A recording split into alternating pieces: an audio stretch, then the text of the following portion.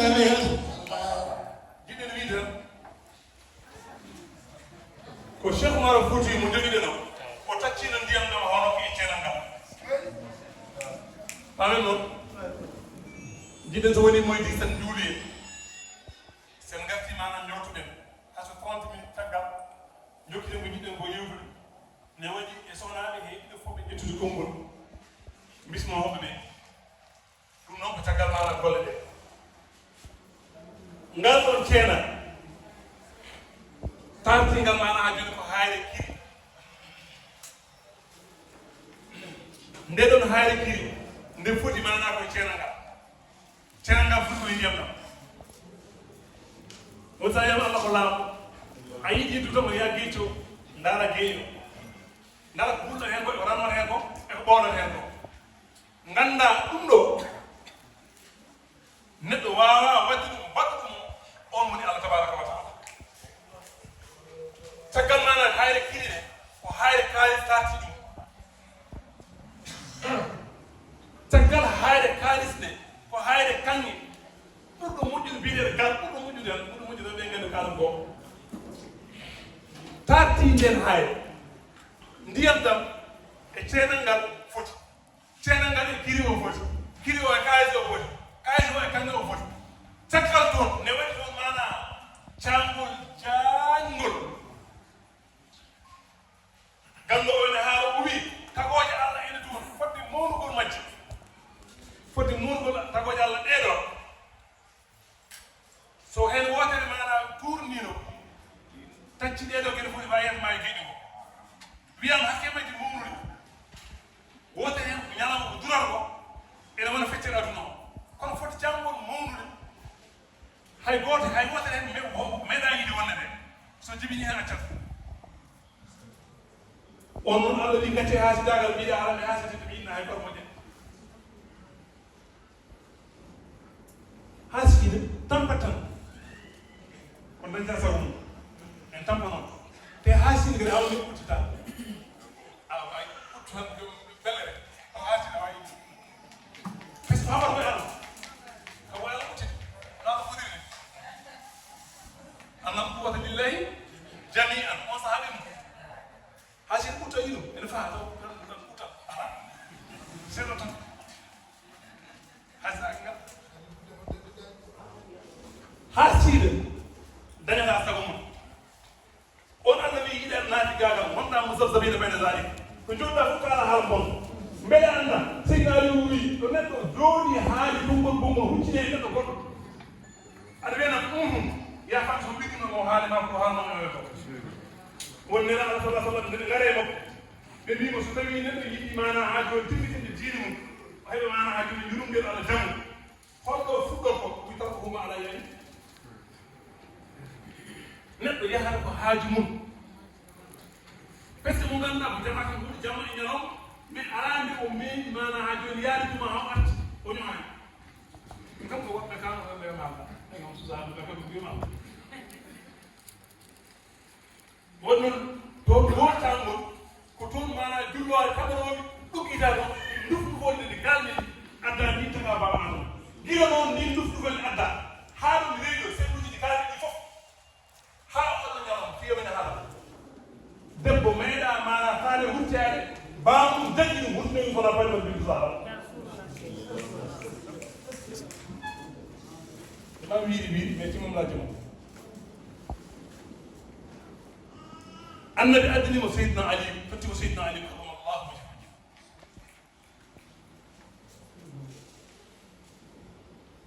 omo wonde gacce noon omo wonde gacce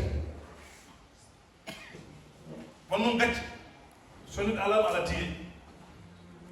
gacce woni fof surtout debbo neɗɗo ma jogo gacce joni ko wasa won hamni sen wasa din hamni sen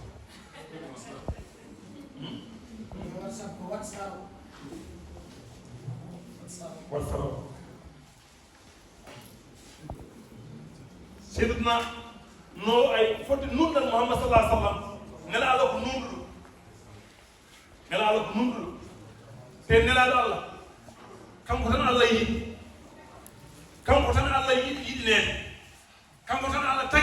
takti tawoje e fof makko innahu iza arada Allahu atana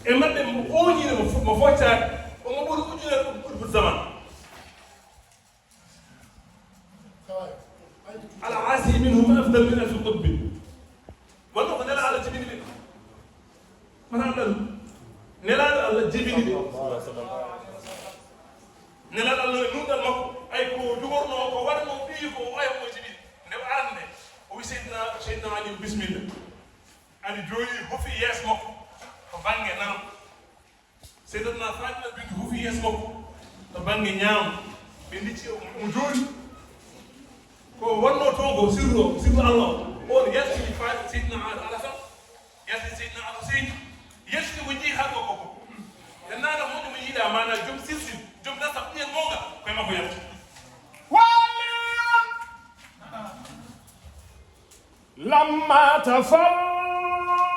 بعيني وكلتاهما معا رمجاء يمسينا علي بدل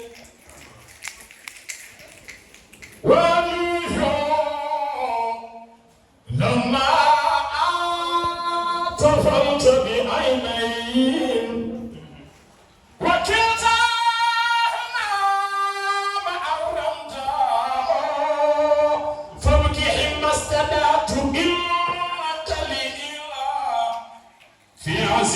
من المصاب البكاء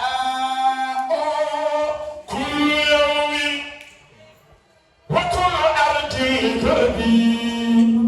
منهم كربلاء وعاشوراء بدني سيدنا علي كل يوم وكل أرض كربي منهم كربلاء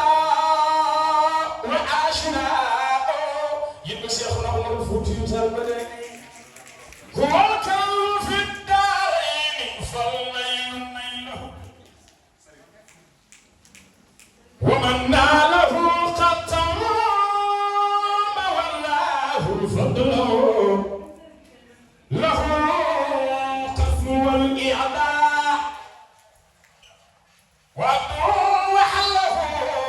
الله الجدى القياد والويل ويله ولا البسط مقبول ولا البعض مرتج ألا أيها الإخوان خرج رمضي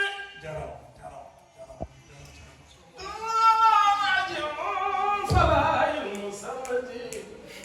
يلا مجرد النبي صلى الله عليه وسلم توجي يقيم سر موجود الله أعلم بلا يتعيدون في الله يتعيدون كم قلنا أن توها هو دعات كم دعات هو سيدنا علي هو فاطمة بنت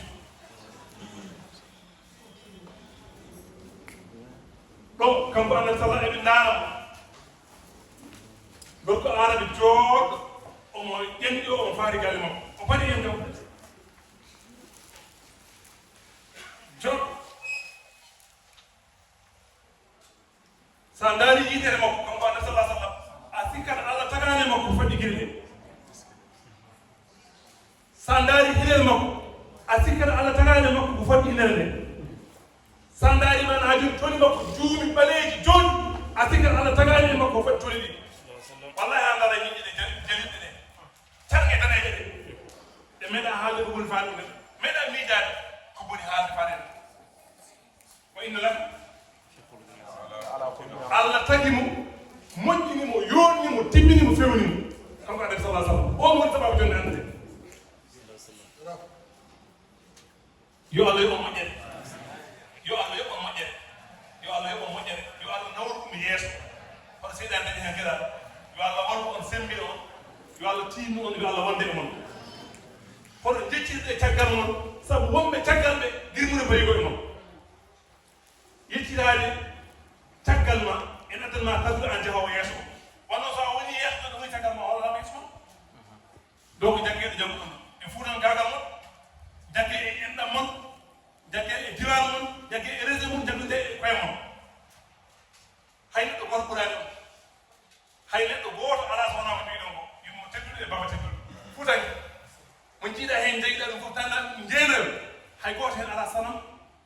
mana hay gooto heen alaa sanam hay gooto heen mana a jeemori wata mana aji ɗo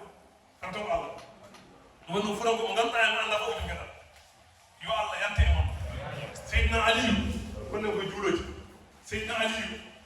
joƴƴini Fatimata bintu Padras arɗo e on zaman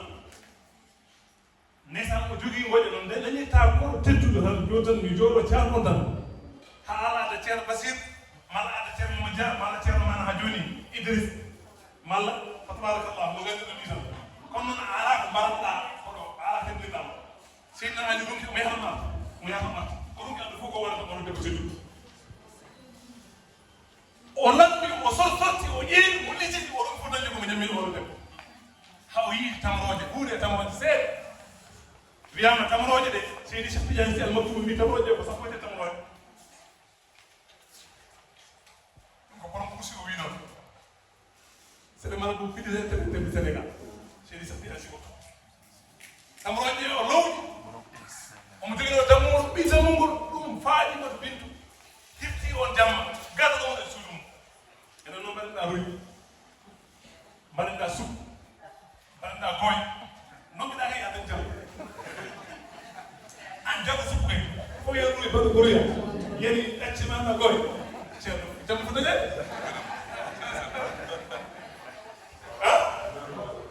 sup ene fof en nande sup ko noon fayda men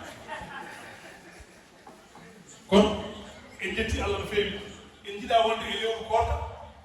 e sappo ɗeɗo kadi daten ñalawma juultuma o en mbawa dañde kadi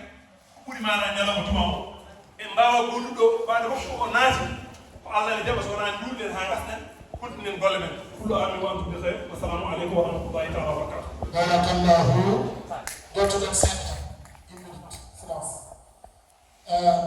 on nani conférence taɗum seydina Mouhammad o waɗani en mbiɗa sikki enen fof en puɗɗima weltade walla en gasi weltade kala ko soynino e garal makko e haala makko en puɗɗima ɗum dañde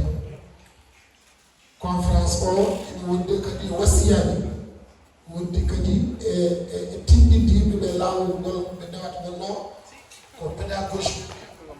mo wawi haalde mo wawi famɗinde neɗɗo ha faama si en paami tan gonɗen koye laawol gonɗa e laawol noon sa jippaki laawol ngol ma yane wuuro walla yane woydu non koye laawol gonɗon jahomo laawol noon woto yeccitu Sharif Zeynani Haydara min beltima ko takno yimɓeɓe cuɗɗima ko men a waɗi ɗum eyyi wonde ɓi moƴƴo gueɗal muɗum kono gandal jangguete eyyi min mene وافتخارا بالجدود مدني وصليا يا إله حدثا وجزيا أبدا حدد أن محمدنا مختار في في سيديا مزنا ومختار قد حملت دكلي وقال سهل بن عبد الله ذو الوزن وصليا يا إله أنزه وجزيا أبدا حدد أن محمدنا مختار في السيئات مالكي في الشرب مزنا المختار قد حملت هدد وقال سهل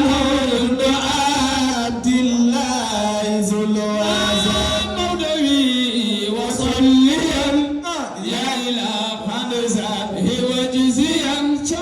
أبدا هدد أن محمدنا مختار في المدينة للأروبتها لدر في رجب هدد ثم المنادي ينادي مسمع الفاهم وصليا يا إله حدثه وجزيا أبدا أبدا أن محمدنا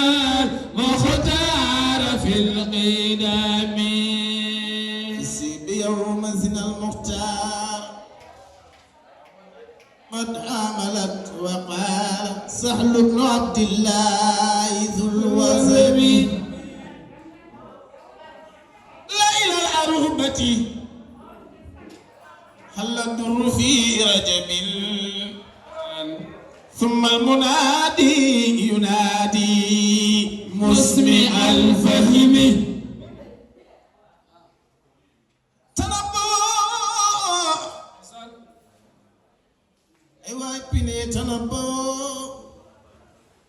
tanabo pine tanabo revehu tanabo yewlem tanabo wake up tanabo an nur al khatm laylakum musawa الله عليه وسلم قد حل في خيمة من أطهر الخيم أنا أقدر بخير خير البخور وأفرش سجادات تكريما على القثم قال الملائكة أبواب السماء فتحت كذا الجنان ونور الشمس في العزم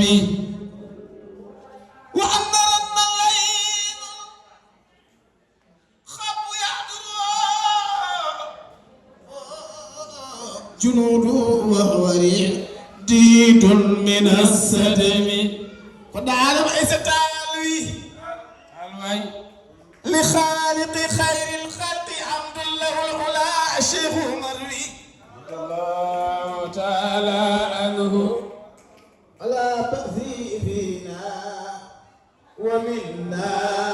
وقد على شيخ مروي على العرش ما أعلى أولى ساكن العلا أخو عباد الله بالمجد والعلا حبيب به يعطي الإله ويكله